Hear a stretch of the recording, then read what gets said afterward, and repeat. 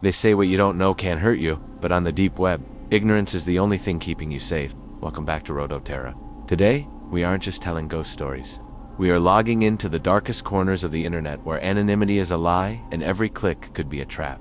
I've gathered 3 terrifying, true accounts from users who ventured too deep, from illegal marketplaces to chat rooms that know exactly where you live. You might want to cover your webcam for this one. Let's begin.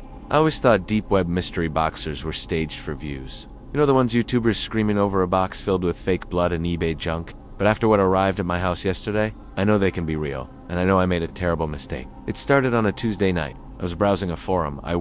You won't name one of those onion sites you need a specific browser to access? I found a thread discussing a marketplace called the Lost and Found. Users claimed it sold unclaimed police evidence that had slipped through the cracks. I was skeptical, but curious. I clicked the link. The site was basic black background, green text, no images, just a list of items. Rolex watch, $50. iPhone 1440, and then, at the bottom, mystery box. Personal effects, $100. Against my better judgment, I bought it. I used Bitcoin, entered a fake name, but I had to give my real address. I told myself it was just a scam. Best case, I get a box of junk. Worst case, I lose $100. 3 days later, there was a thud on my porch. No delivery truck, no mailman, just a plain, beat-up cardboard box wrapped in excessive amounts of duct tape, no return address.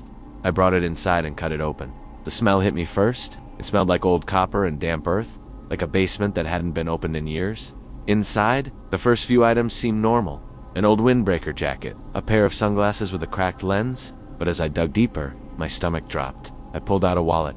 It wasn't empty. There was a driver's license inside for a man named David. I googled the name immediately. The first result was a missing persons report from 3 states away, dated 2 weeks ago. My hand started shaking. I reached back into the box and felt something cold and hard. It was a smartphone. The screen was shattered, but it had enough battery to turn on. It didn't ask for a passcode. It opened straight to the camera roll. There were hundreds of photos. Normal stuff, at first a dog, a birthday party, but the last photo made my blood run cold. It was a picture of a house. My house. Taken from the bushes across the street. The time stumped. 10 minutes before I opened the front door to get the package. They didn't just ship this to me. They delivered it, and they were watching me pick it up. I burned the box in my backyard that night. I smashed the phone and threw the pieces into a river. I haven't slept since. Every time a car drives slowly past my house, I wonder, did I just buy a missing person's belongings? And am I next on the list? We all know the rule, never give out personal information online.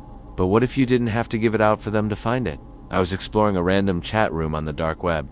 No name, just an IP address. The chat was mostly empty, just bots spamming random numbers. Then, a user named Watcher_01 messaged me. Nice blue shirt, the message read. I froze. I was wearing a blue shirt. I looked at my webcam. It was covered with tape. I typed back, lucky guess. Watcher_01 replied instantly, not a guess. You should fix that leak in your kitchen faucet. The dripping is annoying. My heart hammered against my ribs. My kitchen is downstairs. My computer is upstairs. There is no way he could hear that, unless he was inside the house. I grabbed a baseball bat and searched every room. Empty. The doors were locked. The windows were shut. When I ran back to the computer to disconnect, there was one final message on the screen. I'm not in your house. Check your baby monitor. I don't have a baby. But the previous owners of my house did, and they left the old wireless camera system installed in the nursery. I thought it was broken. It wasn't.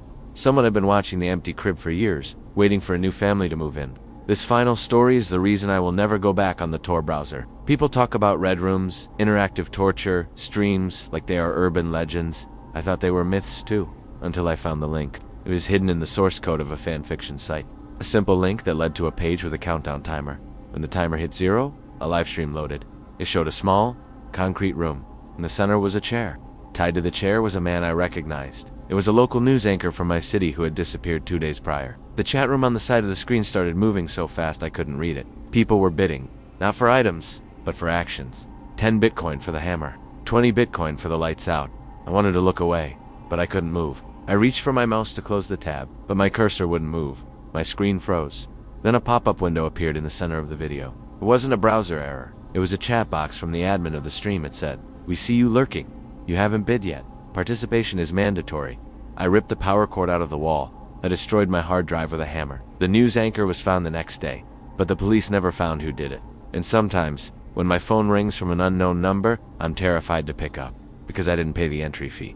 Those were 3 stories from the deep web that remind us some doors shouldn't be opened. Have you ever found something online you wish you hadn't? Tell me in the comments below. If you made it this far, make sure to hit subscribe and turn on notifications. I have more stories to tell, and you don't want to miss what's coming next. Stay safe and stay offline.